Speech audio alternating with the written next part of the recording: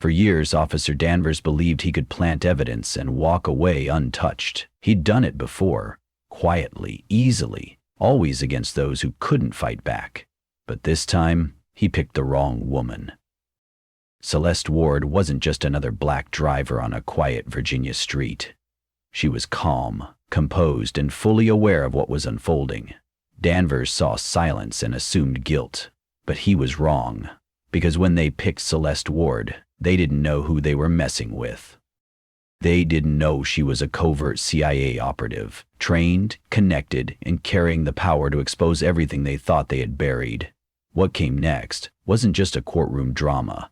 It was a reckoning, decades of corruption unraveling in front of cameras, colleagues, and the very system that once protected them. Before we go any further, comment where in the world you're watching from and make sure to subscribe, because the story you're about to hear isn't just about one woman.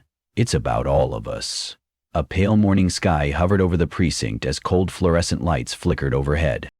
Inside a concrete cell, Celeste sat in silence, still, alert, and waiting. Not for mercy, but for justice. It was just past midnight in a quiet corner of Fairmont, Virginia, a place where the shadows of street lamps stretched long across empty sidewalks, and the only sounds were the soft whisper of wind and the low hum of passing cars. Driving alone in a jet-black sedan was Celeste Ward, a composed black woman in her early 40s with eyes that scanned every detail like a second instinct. Her day had been long but not without reward. Tonight marked the final phase of a deeply embedded mission. As she approached a deserted intersection, her foot eased gently onto the brake. She came to a complete stop, her gaze flicking toward the barely visible stop sign on the right. Years of training had taught her that the smallest missed cue could cost everything. She turned left with precision, only to be met seconds later by a flash of red and blue erupting in her rearview mirror. A siren wailed. Celeste in panic. She didn't fumble. Instead, her breath slowed, her grip on the wheel tightened just enough, and her thought sharpened like glass under pressure. She pulled over smoothly, engine off, window halfway down, her license and registration already in hand. The patrol car loomed behind her, two silhouettes emerging with calculated slowness. One tall, the other shorter and bulkier, both exuding that quiet arrogance too familiar in towns like this. Officer Danvers approached first, flashlight in hand, shining it directly into her eyes, like he was searching for a threat he already believed existed. "Evening, ma'am. Know why we stopped you?" Celeste met his gaze without blinking. "I don't, officer." "I stopped fully at the sign." Danvers smiled. Not kindly. "Funny, because I saw something different." The lie hung in the air like smoke, deliberate and practiced. She knew this wasn't just a stop. It was a trap. Her gut said it, her years in the field screamed it, but she played it calm, measured, unshakable. Moments like this weren't new, they were just exhausting. Can you imagine knowing you're innocent, yet seeing the script of guilt already written in someone else's eyes? The other officer circled behind her car as if looking for something. Or planting it. Celeste remained still, but her pulse whispered. This is no ordinary stop. This is the opening move in a game they think they control. Officer Danvers returned to Celeste's window with a shift in his tone, trading false politeness for clipped authority. "Step out of the vehicle, ma'am." No explanation, no warning, just command. Celeste's brow twitched, bare, but she complied, her movements slow, intentional, the way someone trained to survive makes every gesture deliberate. Behind her, Officer Hale was already standing at the rear of her sedan, flashlight angled down as if he'd found something. "Well, well," he called out theatrically. "Looks like we've got a surprise tonight." Danvers smirked as he gestured Celeste to the sidewalk, his voice suddenly louder. "Ma'am, you're being detained. We have reason to believe you're in possession of illegal substances." Celeste blinked once, then turned her head slightly, her voice even but sharp. "That's not possible." But it was already happening. Hale popped the trunk, And there it was, a small, unmarked pouch sitting near the edge, like a gift waiting to be unwrapped. She knew that bag hadn't been there earlier. She knew her car better than most people know their own homes. The chill in her spine wasn't fear, it was clarity. This wasn't about traffic. It was a setup, and they weren't even trying to hide it. Danvers crossed his arms, eyes dancing with smug certainty. "Anything you want to tell us before we bring this downtown?" Celeste stared at the bag, then at them. Her response came with the weight of ice. "I'll reserve my comments for the appropriate setting." He laughed, mistaking composure for weakness. But behind her silence was a calculation. She needed to survive this encounter without triggering escalation, and for now, that meant letting the lie play out. Officer Hale produced the handcuffs. Too quick, too satisfied. The metal clicked shut on her wrists like a verdict preordained. In that moment, standing beneath buzzing street lamps and cold stares, Celeste realized just how carefully this trap had been laid. But here's the real question. How many innocent people have stood in this exact same spot, staring down injustice, dressed in a badge? Her breath slowed, her mind sharpened. She let them have their scene, because the real performance was still to come. The back seat of the squad car was cold, sterile, and silent, except for the muted chatter of the police radio crackling above Celeste's head. Her hands were cuffed behind her back, her posture unnaturally straight, not from fear but from restraint. She refused to slump, to look defeated. Outside the window, streetlights flickered past like ghostly witnesses. Danvers drove with one hand on the wheel, the other resting near his radio, casting occasional glances at the mirror, as if expecting her to break. "You're awfully quiet back there," he finally said, a mocking lilt in his voice. "Most people start begging by now." Celeste didn't answer. She knew that silence often speaks louder than outrage. She wasn't playing into their game. Let them underestimate her. That was always step one. She had learned early in her career that staying quiet in the presence of arrogance could be a weapon. What they didn't know, what they couldn't possibly imagine, was that every second they thought they had control, she was already planning the reversal. But here's a question. If you were in her position, would you stay silent or speak truth into deaf ears? She watched them exchange smirks up front, certain they'd won. Hale leaned back from the passenger seat and muttered something to Danvers, both chuckling as if they'd just completed a routine chore, not destroyed a life. And yet, within her coat's inner lining, hidden beneath stitched nylon and reinforced seams, a small beacon had already begun pulsing, silently transmitting her coordinates to people who didn't ask questions. They took action. As the station loomed into view, bathed in fluorescent glare and the slow drag of midnight fatigue, Celeste closed her eyes, not to escape, but to focus. Her breathing slowed, her senses sharpened, and with every heartbeat, she counted steps ahead in the game they didn't know they were playing. The setup was clean, almost too clean. But that was the fatal flaw of men who believed they'd never be challenged. They always thought the frame was the end of the story. They never saw what came next. Inside the precinct, the air was thick with stale coffee and the low murmur of bored officers swapping half-hearted jokes under flickering ceiling lights. Celeste was marched through the front desk without fanfare, just another black woman in cuffs, another open and shut case to pad their stats. Officer Danvers slapped a plastic bag of white powder onto the booking counter like a trophy. "Caught red-handed," he announced with performative flair. Didn't even bother to hide it. No one questioned him. No one asked where the bag came from.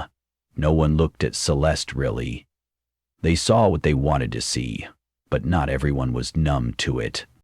Officer Elias Ward, young, fresh out of the academy, stood behind the intake computer, eyes darting between Celeste's file and her face. Something didn't sit right.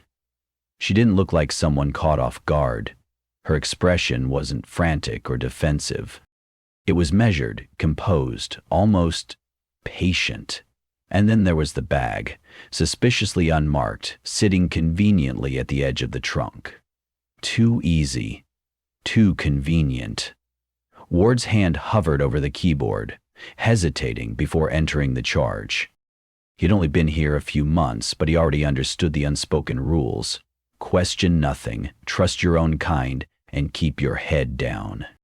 Still, doubt crept in, tightening around his conscience like a noose. Celeste noticed him. She always noticed the watchers, especially the conflicted ones. Their tells were subtle, creased brows, twitching lips, diverted gazes. But they were the cracks where truth could seep through. "Is everything all right, officer?" she asked softly, her voice breaking the rhythm of routine. Ward blinked, startled, then quickly resumed typing, the unease clear in his posture. "Can you remember the last time someone did the right thing, even when it risked everything they had?" Most people never get that moment. Ward had just stumbled into his. Celeste said nothing more. She didn't need to. The seed was planted. Now all it needed was time. The station buzzed with routine. The shuffle of paperwork, the grind of old coffee machines, the idle chatter of night shift officers who thought the world outside had stopped spinning. But somewhere between the hum of fluorescent lights and the quiet clicking of Officer Ward's keyboard, a storm was forming. One he wasn't sure he was ready for. He couldn't shake the image of Celeste's calm, the way she held herself like someone used to far bigger battles. He pulled up her file again. Clean record. Professional background listed as independent consultant. No priors, no red flags. Just a vague employment gap that smelled more like secrecy than unemployment. And that bag of drugs? It sat too perfectly in the narrative. Ward had read the arrest report.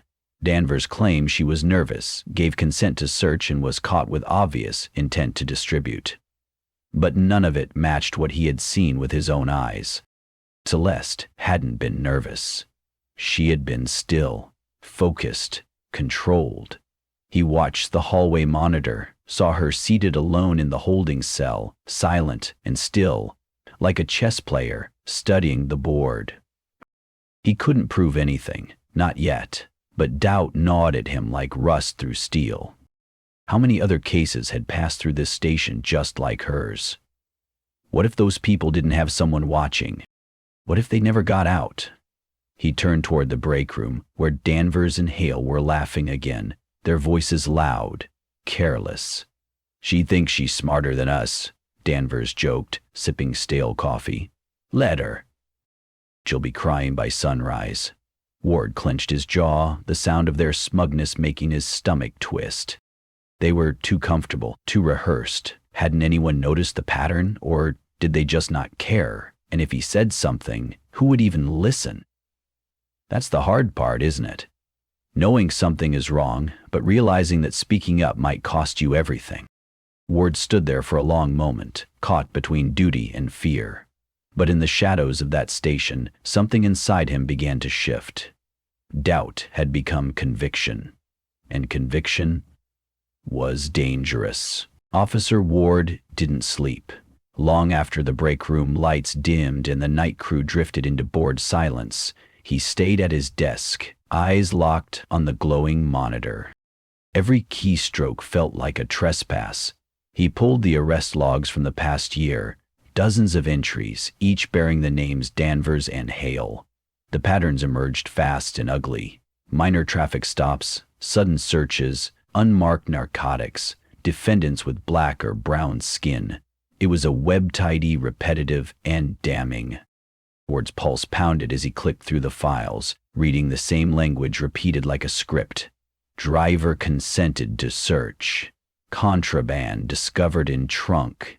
But the tone was always the same. Smug, vague, untouchable. These weren't mistakes. They were blueprints. The weight of it pressed down on him until he could barely breathe. He had been taught that law enforcement was about truth, protection, service. But what he saw now wasn't just corruption. It was a machine built to punish the powerless and protect itself. Ward stared at the email window on his screen, fingers hovering above the keys.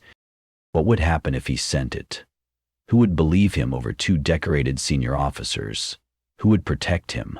Would you risk your entire career to stop something you knew was wrong, even if it meant standing alone? He typed anyway. Quickly and quietly. A subject line, an attachment, a short message. There's something wrong in this department. Please help. Then he clicked send. It was done. He didn't know where it would go, or if anyone would care, but he knew what he couldn't do anymore. Look the other way. Somewhere in the building, the old rhythms of corruption kept humming. But in that moment, a small, irreversible crack had formed in the system, and cracks, given enough pressure, eventually break wide open. Just before noon, a nondescript black sedan rolled into the parking lot of the Fairmont Police Department, its windows tinted, its engine purring like a threat too quiet to ignore. Inside sat 3 individuals. Federal agents with crisp suits, unreadable eyes, and the kind of calm that came from knowing the law wasn't just on their side. Agent Marcus Price, a seasoned investigator with decades in the field, checked his watch. Signal was confirmed. We move now. They stepped out without urgency, yet the atmosphere around them shifted like a barometer before a storm. Inside the station, the sudden presence of the FBI triggered murmurs and stiffened shoulders. No one expected it, especially not Danvers and Hale, who were lounging near the break room with smirks still lingering from their earlier bravado. The desk sergeant blinked twice when Agent Price leaned in and spoke with quiet authority. Federal investigation. We need full access. Holding cells, arrest logs, body cam archives. No room for resistance. No time for games. As officers scrambled to comply, Hale's coffee cup froze midair. Danvers' smirk twitched into something thinner, more brittle. They exchanged a look, one not of confidence, but calculation. In the hallway, Celeste sat in her cell, unmoving, but the faintest curve traced her lips. She didn't need to see them to know her team had arrived. Timing was everything, and this was perfect. Here's a moment to reflect. How often do those who abuse power truly believe they'll face consequences? Most of them never even consider it. But the gears were turning now, loud and visible, and this was no longer their house. It belonged to the truth. Down in the interrogation rooms, Price's agents began uploading data, dragging decades of misconduct into the light. Timestamps, surveillance footage, booking patterns. It was all there. And with every file pulled, the noose around Danvers and Hale tightened. They had framed the wrong woman. They had underestimated the quiet, the stillness, the preparation. And now the reckoning they thought would never come had walked through their front door, wearing a badge sharper than their arrogance. Pistol, quiet, precise, final. Agent Marcus Price stepped inside, his face unreadable, his voice low but unmistakable. Miss Ward, you're free to go. Celeste stood slowly, gracefully, as if time itself moved at her pace. Her wrists still bore faint red marks from the cuffs, but she didn't touch them. She didn't look back. With every step down the corridor, the air seemed to clear. Officers stiffened, silenced by the presence of the feds and the quiet authority trailing behind her. She passed Officer Ward at his desk, their eyes locking for the briefest of moments. He opened his mouth to speak, but faltered. She stopped, turned, and gave him a soft nod. "Thank you," she said simply, but the weight behind those 2 words made him sit a little straighter, breathe a little deeper. For the first time since putting on the badge, he felt like he had done something right. And for Celeste, it wasn't just about walking out. It was about how she walked out. No shackles, no shame, no trace of the fear they'd tried to put on her like a second skin. Across the station, the energy had changed. Conversations were hushed. Eyes darted. The FBI was here, and 2 of their own were about to be exposed. From the window, she saw Danvers and Hale being led into an interrogation room, shoulders tight, their earlier cockiness now replaced with silent panic. That sound, the closing door behind them, felt like justice taking a breath. And here's something to ask yourself. When the truth finally rises, do the guilty feel regret, or just the terror of being caught? Celeste didn't linger. She had played her part, and the curtain was coming down. As the sun hit her face outside the station, she inhaled deeply. Not just air, but vindication. The storm had arrived, and in its center stood a woman who had never needed thunder to make herself heard. The fallout hit like a tidal wave. Within hours of Danvers and Hale being led away in handcuffs, the story was everywhere. Local news, national headlines, social media feeds flooded with images of two officers who once walked with unchecked power, now staring blankly behind a wall of federal agents. Police corruption exposed, the headline screamed. FBI cracks down on framing scandal in Fairmont. But behind the shock and scandal was something deeper. A reckoning. The charges against Celeste were dropped within the day, quietly and without apology, as if erasing the file could erase the harm. But the damage they intended had already turned into momentum. Dozens of old cases tied to Danvers and Hale were reopened. Their patterns, once ignored, once protected, were now dissected under forensic scrutiny. Inside the department, a purge began. Resignations stacked up. The police chief held a shaky press conference pledging reform, transparency, and a renewed commitment to justice. But no words could mend the rupture already felt across the community. Officer Ward, now caught in the crossfire of a divided department, walked a lonely road. Some colleagues avoided his gaze, others whispered behind his back, and a few, just a few, gripped his shoulder quietly as they passed, their silent thanks more honest than words. He was no longer the wide-eyed rookie. He was the man who pulled a thread and watched an entire fabric unravel, and Celeste, she had vanished from the headlines by design. Her name never made it into the press, her role carefully shielded. This wasn't about fame. She didn't need validation from strangers. She needed results, and this time the results roared. Here's the truth. When justice finally shows its face, it doesn't always come with applause. Sometimes it arrives quietly, through a side door, carried by those who choose to act while others look away. In the stillness after the storm, Fairmont wasn't the same. And neither were the people who'd watched one woman tear the silence apart. Weeks later, the courtroom was packed, press lining the aisles, murmurs trailing the walls, tension so thick it clung to the breath. Danvers and Hale sat side by side at the defense table, their uniforms replaced by dull gray suits, their swagger gone. The charges were read aloud: falsifying evidence, obstruction of justice, abuse of power. For once, their silence wasn't a tactic. It was all they had left. Both men pleaded guilty. Their lawyers, tight-lipped and weary, had pushed for plea bargains after reviewing the mountain of evidence, surveillance footage, audio recordings, and damning patterns buried in years of bogus arrests. As the judge sentenced them to decades in federal prison, the room held its breath. And then it exhaled. Outside the courthouse, protests turned into quiet prayers. Families who had long been silenced began to speak. Community leaders called for systemic reform, not just punishment. It wasn't just two crooked cops. It was everything that let them operate unchecked.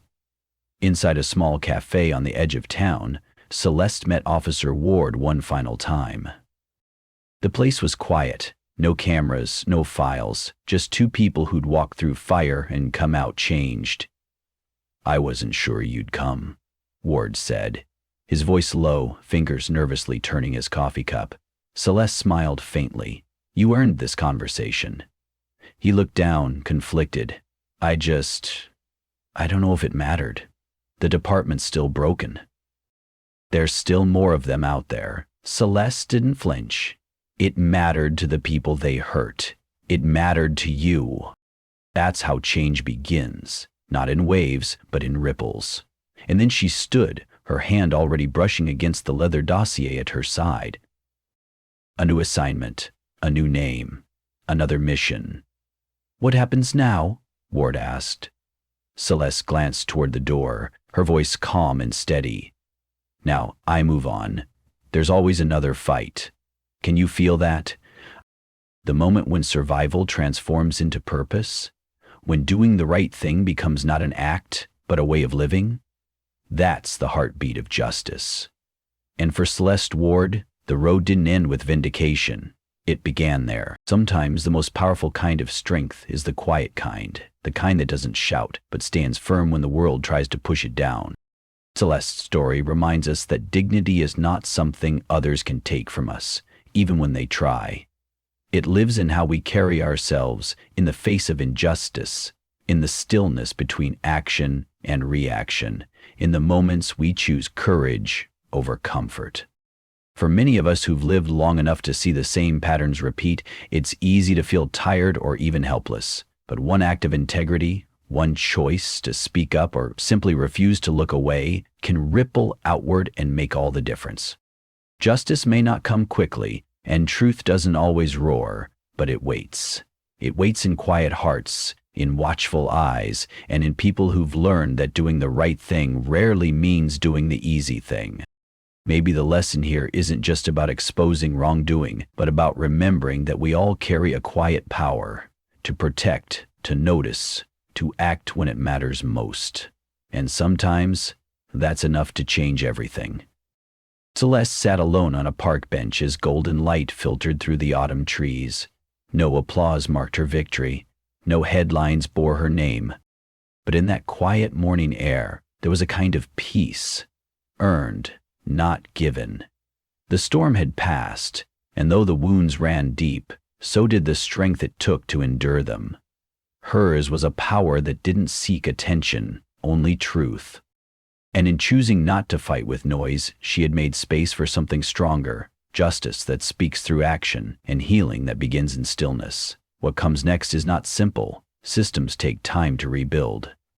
Trust even longer. But voices like Celeste, those who resist not with rage, but with reason, remind us that no injustice is permanent, and no silence lasts forever when someone is willing to speak.